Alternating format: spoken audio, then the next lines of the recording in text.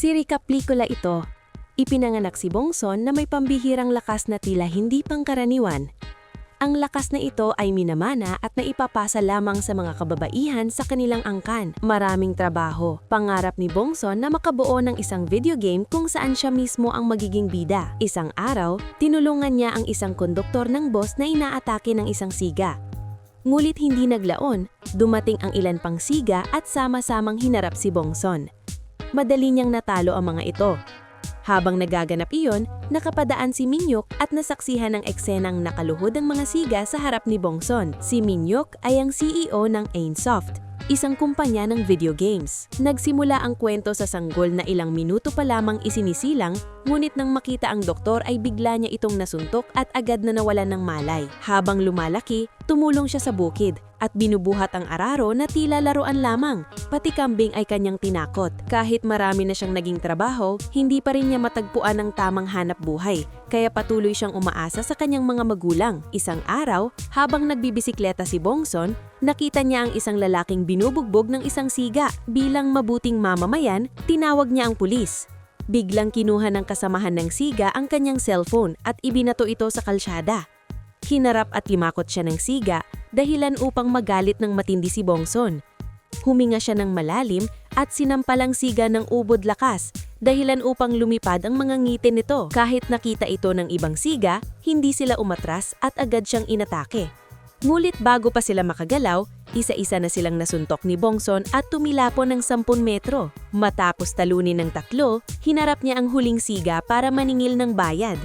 Nagkamayan sila. Ngulit misteryo kung paano nabali ang 5 daliri ng siga. Akala ng lahat ay tapos na. Ngulit may dumating pang isang matapang na lalaki. Itinaas ni Bongson ito at pinadala sa isang biyahe patungong kalawakan na walang balikan. Ang mga batang sakay ng bus ay sabay-sabay na pumalakpak at itinuring si Bongson bilang isang superhero. Dahil dito, napatigil si Minyuk at humanga sa kanyang nasaksihan. Pagkatapos ng insidente, dinala silang lahat sa presinto upang magbigay ng salaysay. Sa harap ng istasyon, inayos ni Bongson ang kanyang buhok bago pumasok. Ang nag-interview sa kanya ay ang kaibigan niyang si Gukdu na siya yung lihim niyang crush. Siya ay inaakusahan ng pananakit, ngunit dumating si Minyuk at ipinagtanggol siya. Ipinaliwanag ni Minyuk na ang mga siga ang tunay na may kasalanan. Dahil dito, naniwala ang pulis at pinalaya si Bongson. Pagkalabas nila mula sa istasyon ng pulis, muling nagkita sina Bongson at Minyuk.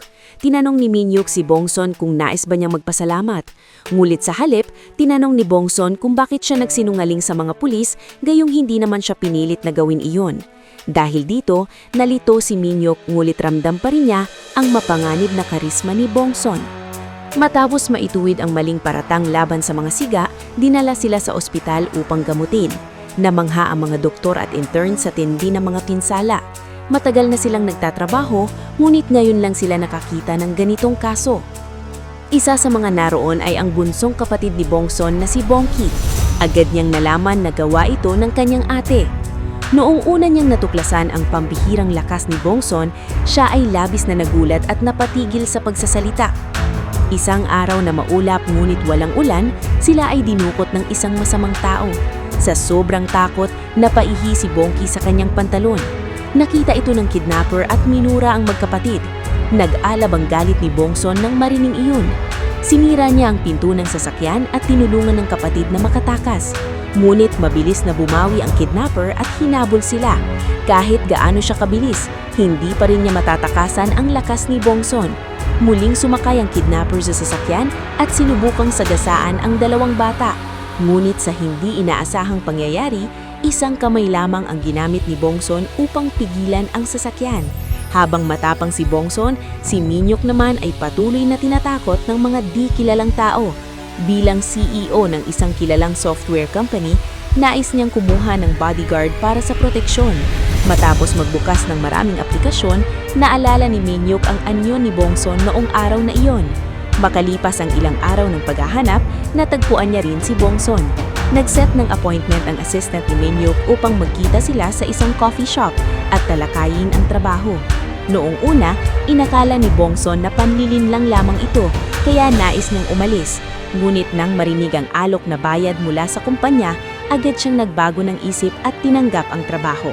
Kinabukasan, muling nagpunta si Bongson kay Minyok upang formal na simulan ang gawain.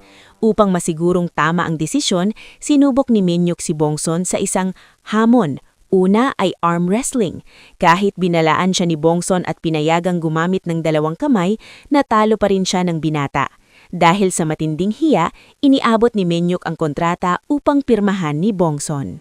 Kahit pirmado na ang kontrata, inatasan pa rin ni Minyok ang kanyang assistant na makipagsubukan ng lakas kay Bongson. Layunin ni Minyok na may ibang taong mapahiyarin tulad ng naranasan niya. Sa simula, nag-atubiling tumanggi ang assistant. Ngunit nang mangako si Minyok na bibigyan siya ng sasakyan kapag siya ang nanalo, agad siyang sumang-ayon. Para masigurong ligtas ang assistant, nagpa-order si Minyok ng pagkain para sa kanya. Bumili rin siya ng helmet ng rider bilang proteksyon. Natapos ang laban sa loob lamang ng ilang segundo.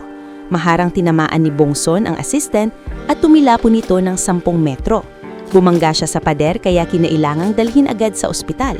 Kinabukasan, sinimulan ni Bongson ang kanyang trabaho bilang bodyguard na dapat ay laging sumusunod sa kanyang amo. Ngunit tila hindi nasusunod ng bodyguard na ito ang kanyang boss. Nang utusan ni Minyok si Bongson na suriin ang sasakyan, hindi ito ikinatuwa ng huli. Balak pa sana ni Bongson na umupo sa likurang upuan at ituring na driver ang kanyang amo. Kinailangan pang tawagin siya ni Minyok ng matagal bago siya pumayag na umupo sa harap. Magkasama silang gumala. Hindi na lamang pagbabantay ang trabaho ni Bongson kundi pati pagbitbit ng mga gamit ni Minyok. Nang mapansin ni Minyok na nahihirapan si Bongson sa pagbubuhat, nangako siyang bibigyan ito ng espesyal na regalo. Ang pangakong iyon ay nagbigay sigla kay Bongson. Ngunit ang natanggap lamang niya ay isang ice cream. Sa wakas, nakauwi rin si Bongson ng mas maaga matapos ang isang nakakapagod na araw. Pagdating nila sa gate ng kanilang neighborhood, humiling si Minyok ng cake. Nang marinig iyon ni Bongson, agad niya itong dinala sa kanilang bakery. Sa paraang iyon, kikita siya ng pera at natatapos pa ang gawain. Nagulat ang mga magulang ni Bongson nang makita nilang may kasamang bisita ang kanilang anak. Sa unang pagkakataon, hiniling ni Bongson na pakalmahin muna nila ang kanilang sarili. Labis ang pananabik ng mga kapitbahay nang makita ang kotse ni Minyok. Patuloy silang nagmasid upang malaman kung si Minyok nga ba ang kasintahan ni Bongson. Pag-uwi ni Bongson, hindi napigilan ng kanyang ina na magtanong tungkol sa lalaking kasama niya. Inusisa niya ang pangalan, background ng pamilya at mga magulang nito. Hinikayat pa ng ina si Bongson na pakasalan na si Minyok upang wala ng tanong ang ibang tao.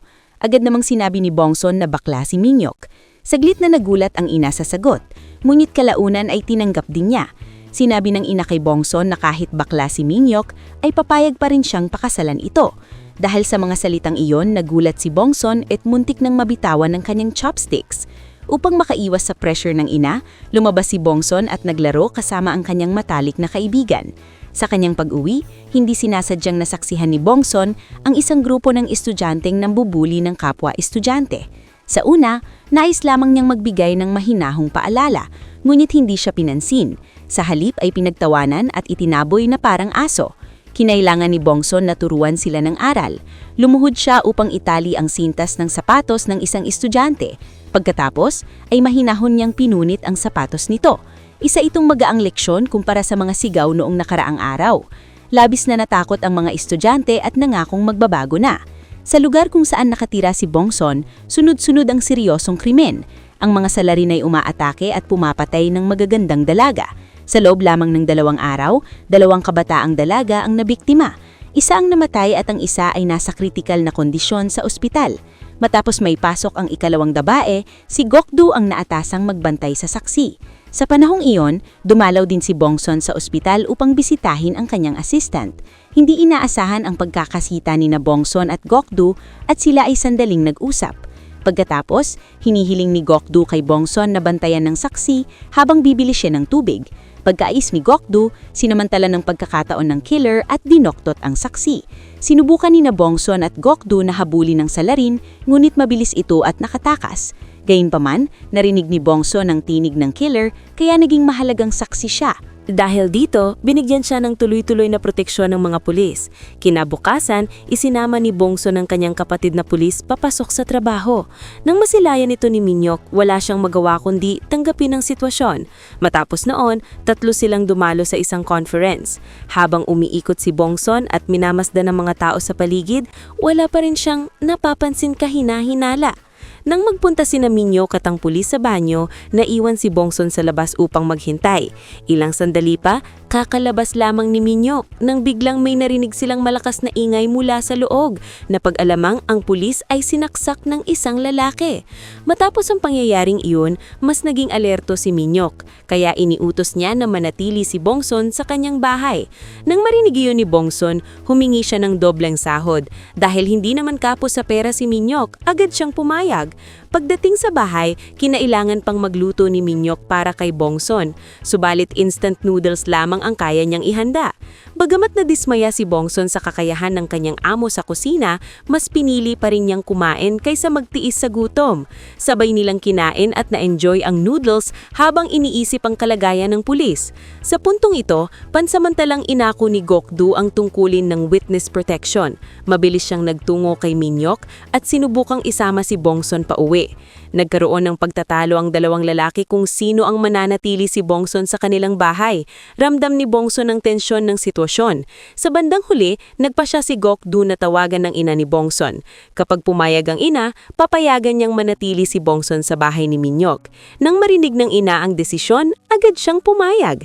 Dahil dito, napilitang umuwi mag-isa si Gokdu. Hindi pa nagtatagal si Bongson sa bahay ni Minyok nang ipakita na sa kanya ang lihim na silid. Umupo silang dalawa at nagsimulang mag-imbestiga ng mga kahina-hinalang taong nagbabanta kay Minyok.